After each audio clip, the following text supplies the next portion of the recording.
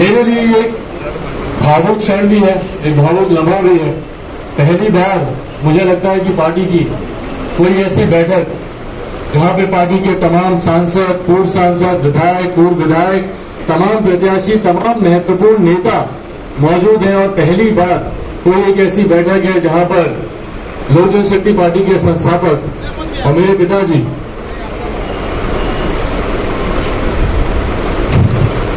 आदरणीय रामविलास पासवान जी मौजूद नहीं है।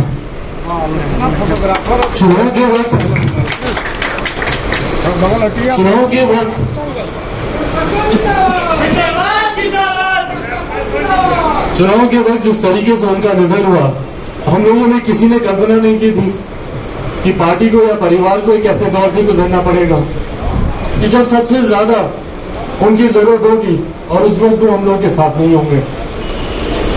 और वही का उदाहरण है, जिस वक्त उनका निधन हुआ मेरे पास उस वक्त से दो विकल्प मौजूद थे। या तो मैं टूट जाता, मैं हार जाता और अपने हाथ खड़े कर देता कि भैया अब मुझसे संभव नहीं है। मुझे लगता है हर कोई उस पीड़ा को समझ सकता है कि एक पिता का ना रहना या एक पिता का साया एक पुत्र के लिए कितना महत्वपूर्ण होता है, उसके क्या मायने होते हैं। और एक ऐसे क्षण पे पिता का जाना जब आप अपनी जिंदगी का शायद सबसे महत्वपूर्ण जंग लड़ने जा रहे हो, उस वक्त उनका नहीं होना, उस वक्त या तो मैं हाथ खड़े करके बैठ जाता और या फिर पिताजी की उन बातों को याद करता जब वो कहते थे कि शेर का बच्चा अकेले जंगल चीर के निकलेगा, गीदड़ का बच्चा होगा तो मारा जाएगा। मैं इस बात को साबित करना चाहता था कि मैं सही मायनों में शेर का बच्चा हूं। ना घबराया, ना विचलित हुआ, ना अपनी सोच से हिला, मजबूती के साथ। और बल्कि आज मुझे लगता है शायद पहली बार आप लोग के समझ होगी, आप लोग मेरे परिवार के सदस्य और परिवार के सामने ही इंसान अपनी भावनाओं को प्रकट कर सकता है। आज शायद पहली बार कहते रहे, जब तक वो वेंटिलेटर पर नहीं गए थे उससे कुछ घंटे पहले भी जो मेरी बातचीत उनसे हुई थी उसमें इन्हीं बातों को वो प्रमुखता से कहते रहे।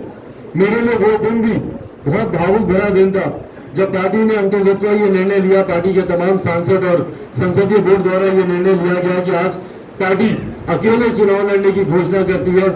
उस दिन पापा होश में नहीं थे और उस दिन भी मैं काफी अपने आप को अकेला महसूस कर रहा था कि आज जो वो चाहते थे मैं उस चीज को करने जा रहा हूं, पर ये बातें मैं किसके साथ साझा करूं, किसको बताऊं। मम्मी को मैंने सारी बातें बताई और उन्होंने मुझे कहा कि जाओ पापा के पास, अस्पताल में है, वेंटिलेटर पे है, आईसीयू में है, पर तुम्हारी बातों को जरूर सुनेंगे, समझेंगे। जो उनसे कहना है जाके उनको बताओ, जो बातें करनी है उनसे जाके बताओ। पापा उस वक्त होश में नहीं थे, पर मुझे याद है पूरी रात मैं उनके बिस्तर के साथ बैठा हुआ, उनके हाथ को अपने हाथ में पकड़कर उनको मैंने सारी बातें बताई कि हम लोग अकेले चुनाव लड़ रहे हैं। आपका जो सपना था बिहार फर्स्ट, बिहारी फर्स्ट, क्योंकि उन्होंने उसमें कई अपने सुझाव दिए थे, उसका जिक्र मैंने उनसे किया कि उसी के तहत हम लोग चुनाव लड़ने जा रहे हैं, पार्टी के झंडे के तले हम लोग चुनाव को लड़ने जा रहे हैं।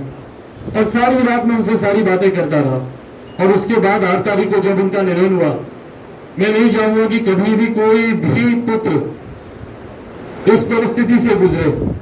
पापा का शरीर भी अभी घर पर नहीं आया था और क्योंकि उस वक्त समय कम था, चुनाव की घोषणा हो चुकी थी और पहले चरण के नामांकन के लिए आखिरी तारीख समीप थी और हम लोग को पहले चरण के प्रत्याशियों की सूची को सार्वजनिक करना बहुत जरूरी था।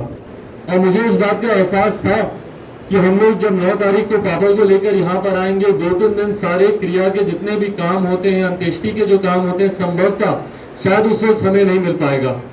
सोचिए 4 घंटे पहले मेरे पिताजी का निधन हुआ और 4 घंटे के बाद मैं बैठा था रात भर उस सूची को तैयार करने की पहले चरण में मेरे कौन कौन से प्रत्याशी चुनाव लड़ने के लिए उतरेंगे।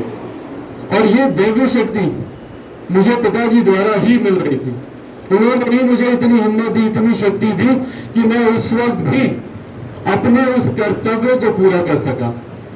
अपने कर्तव्य की राह पर ना हल्का सा भी विचलित हुआ, ना लड़खड़ाया और मजबूती से ना सिर्फ मैंने उस कार्य को पूरा किया बल्कि उस पूरे महीने एक तरफ जहां मैं अपने पिताजी के क्रिया के कार्यक्रमों को पूरा कर रहा था, तो वहीं मजबूती से डिजिटल माध्यम से हो, वर्चुअल माध्यम से हो, जनता तक अपनी बातों को पहुंचाने का भी प्रयास कर रहा था। हम लोगों ने बिहार